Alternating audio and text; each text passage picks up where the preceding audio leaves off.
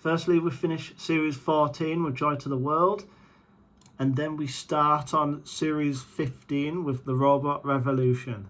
Hey everyone, I'm Aidan, and you want to know how little I got filmed yesterday? It's actually the next day.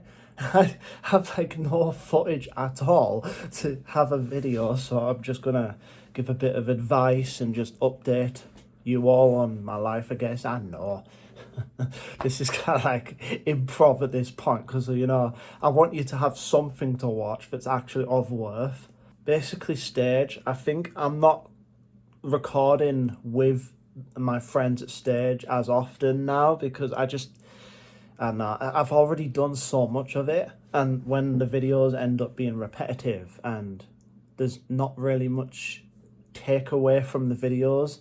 I mean, with the advice videos, I'm actually helping people to change their life for the better. Basically, stage very much leads me to dopamine, and it feels great. And I found that I had so much fun at stage that when I got home, I found myself in this position where I didn't actually realise that I got this huge surge of dopamine. How do I type in surge and it comes up with plastic surgery? A large increase. Okay, yeah, there we go. In life, I've developed a habit where when I reach this kind of thing, like previously, I would just look for addictions like junk food and just keep going up there, even though basically I would be fine here in the static. But if I get junk food, then suddenly I'm even worse off than I was. And then eventually I get back to this again. But I would just keep trying to get to there. And if anything, it would get worse and worse and worse, and I would have to just deal with it eventually, which I've done now. But I'm trying to just live a life like this as much as I can, and the universe brings me like really satisfying things. But then I have to be kind of careful with getting back to here. If receiving dopamine is done wrong, then it can make the rest of life really difficult to get through. Even I find myself falling into this trap. It's very easy to stop paying attention to the amazing things in life and then focus on stuff that you also want.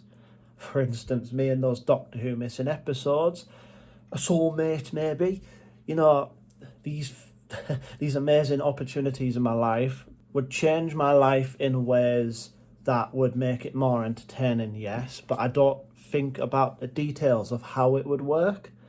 And this is the problem with attachment. Like if I get too attached, like, but I want this, why is it not here yet? It's like, you're not thinking about the details and how it would actually impact your life. Would it actually be as advantageous as you think it is? Or would it actually mess your life up at this point?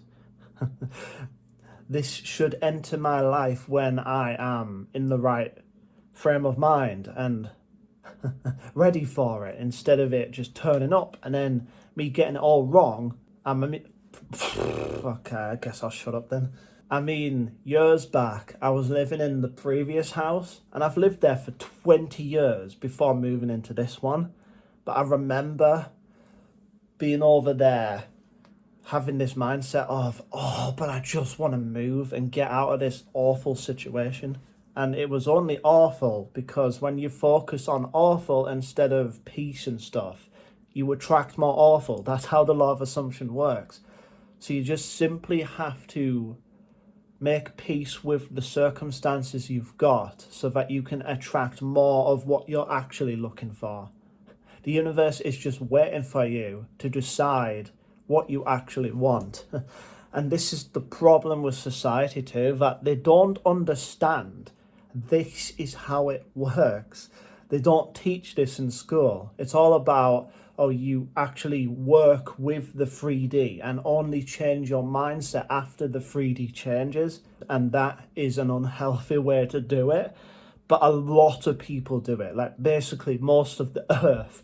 It's a far more efficient way to do it when you are actually just focusing on what is in your life currently, like this new house. Heck yeah, I get to live here for decades probably, I don't know. Basically, life is a car journey. You're the passenger and the universe is the driver. you can influence the driver, just saying like, oh, me, I want Doctor Who missing episodes found. That'll be amazing. I want them all. And, I can get that. But I'm not always going to get them quickly. I want them to be recovered efficiently and not in like absolute ruins.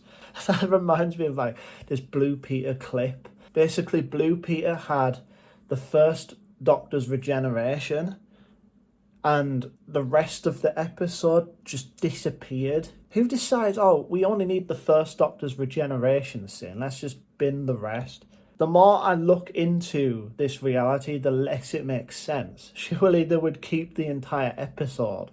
What also doesn't make sense with Doctor Who is that season 1 has basically every episode recovered, apart from one story, Marco Polo, 7 episodes, and Reign of Terror, the finale, having like 2 episodes missing, which is insane.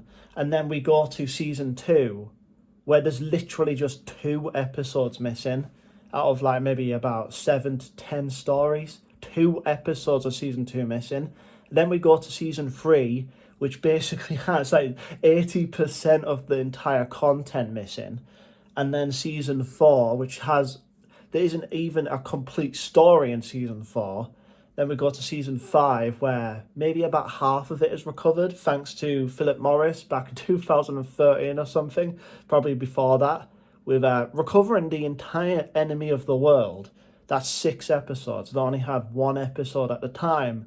It's miraculous too, since they hadn't had a recovery like that in over a decade. So, and then we get to season 6, which makes the most sense because it's later on that they managed to recover basically all of it, apart from the Invasion having 2 episodes missing and Space Pirates having like 5/6 of it, 5/6 of it missing. Fudge. I've discovered another tongue twister. Sick. But the more you deconstruct your current reality, the more you realise, hang on, this is illogical. How can the earliest stuff of Doctor Who survive, and then later on, there's certain stories without any recordings recovered, like Celestial Toymaker. Episode 4 thankfully got recovered, but episodes 1 to 3 don't even have telesnaps. They have these kind of like publicity photos, that's it.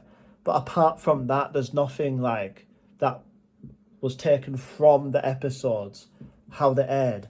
And yet, for some reason, we have the unaired pilot of Doctor Who. Why would they have kept that? It doesn't make sense. And the more you pick apart your current reality, you realise it's just you. Just change your mindset and go, okay, well, everything around me is literally just a reflection of what's inside. So we're gonna go, okay, this stuff that I actually desire can turn up. And it's important too that when it takes longer than you're comfortable with to turn up, just go about your life. Enjoy what's in it currently, and this stuff will just turn up. Do you think I manifested this house right now because I got so attached and I was just miserable? Absolutely not. I've enjoyed my life. I was enjoying myself, and this opportunity turned up out of nowhere. I wasn't even focused on visualising what the house would look like. I didn't go into detail. At one point, I think I was literally settling for a council house. That would have been absolutely miserable, living on my own, really tiny house, completely broken, and having really no access to anything that I actually wanted. And it never happened. Thankfully though, I didn't keep attachment to that and keep pursuing that, just like, oh, but I want to move house. I made peace with living in the current house, which, although it wasn't perfect, nothing really is it? Although, like, for instance, when I slept, my little brother, who's a lot more autistic than me, would be right underneath my room, and he literally refuses to sleep so many times.